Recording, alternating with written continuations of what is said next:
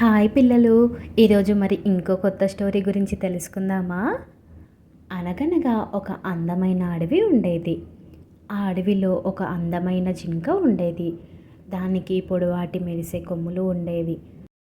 అది అడవిలో చాలా చలాకీగా అటు ఇటు గెంతుతూ ఎగురుతూ ఉండేది. చాలా అందంగా ఉండేది చూడ్డానికి. దానిని చూసి అడవిలోని జంతువులన్నీ ఆశ్చర్యపడేవి. కానీ ఆ జింకకి ఒక చిన్న అలవాటు ఉండేది. తన అందాన్ని తాను చూసుకొని గర్వపడేది. అలా ఒకరోజు ఉదయం సూర్యుడు బంగారు కిరణాలు చల్లుతున్న సమయంలో ఆ జింక దాహంతో ఒక ప్రశాంతమైన చెరువు దగ్గరికి వచ్చింది. చెరువులోని చల్లని నీళ్లు తాగి తలపైకి ఎత్తి చూసింది. అప్పుడు నీటిలో తనకి తన ప్రతిబింబం కనిపించింది. అప్పుడు ఇలా అనుకుంటుంది, అయ్యో, నా కొమ్ములు ఎంత అందంగా ఉన్నాయి, ఎంత అద్భుతంగా ఉన్నాయి, రాజు ధరించే కిరీటంలా నా తలపై మెరిసిపోతున్నాయి. నాలాంటి అందమైన జింక ఈ అడవిలో ఇంకెవరూ లేరు అని తనని తాను పొగుడుకుంటుంది. అలా చాలాసేపు తన ప్రతిబింబాన్ని చూస్తూ ఆనందపడుతూ ఉంటుంది. కొద్దిసేపటికి తన కాళ్ళు కూడా నీటిలో కనిపించాయి. వాటిని చూసి ముఖం చిట్లించుకుంది. ఛీ, నా అందమైన శరీరానికి ఈ సన్నని పొడవాటి కాళ్ళు అస్సలు సరిపోవు. దేవుడు నాకు ఇంత అందమైన కొమ్ములిచ్చి ఇలాంటి కాళ్ళు ఎందుకు ఇచ్చాడో అని బాధపడుతుంది. అలా ఆలోచిస్తున్న సమయంలో ఒక్కసారిగా ఒక ప్రమాదకరమైన వాసన వచ్చింది.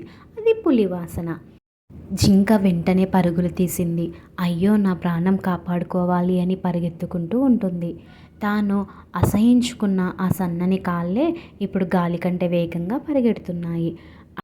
అలా పరిగెడుతూ ఒక చెట్ల పొదల దగ్గర దాక్కుంటుంది. కానీ దాని పొడవాటి అందమైన కొమ్ములు చెట్ల కొమ్మల్లో చిక్కుకున్నాయి. ఎంత లాగినా ఎంత ప్రయత్నించినా బయటకు రావడం లేదు. పులి దగ్గర పడుతూనే ఉంది. జింక తన శక్తినంతా ఉపయోగించి కొమ్ములను బలంగా లాగింది. కొమ్ములు కొద్దిగా విరిగిన చివరికి బయటపడగలిగింది. వెంటనే మళ్ళీ తన కాళ్ళ బలంతో వేగంగా పరిగెత్తింది.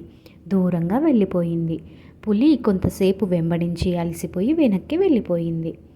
జింక ఒక పెద్ద చెట్టు కింద ఆగి ఊపిరి పీల్చుకుంది. అప్పుడు తన మనసులో ఇలా అనుకుంటుంది, ఇంతసేపు నేను గర్వపడింది నా అందమైన కొమ్ముల గురించి, కానీ అవే నాకు ప్రమాదం తెచ్చిపెట్టాయి.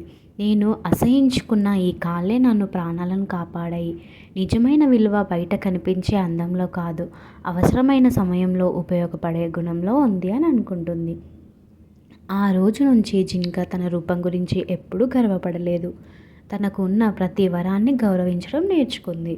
అడవిలోని చిన్న జంతువులకు కూడా ఇదే పాఠం చెప్పింది. ఆ తర్వాత అడవిలోని జంతువులన్నీ జింకను మరింత గౌరవించాయి. పిల్లలు, ఇందులోని నీతి ఏంటో అర్థమైందా? అందం కన్నా గుణమే గొప్పది. బయట రూపాన్ని కాదు, మనసులోని మంచి గుణాలను మరియు సామర్థ్యాన్ని మెచ్చుకోవడం నేర్చుకోవాలి. పిల్లలు, ఈ స్టోరీ మీకు నచ్చిందా? నచ్చితే ప్లీజ్ BRR టీవీ ఛానల్ని సబ్స్క్రైబ్ చేసుకోండి.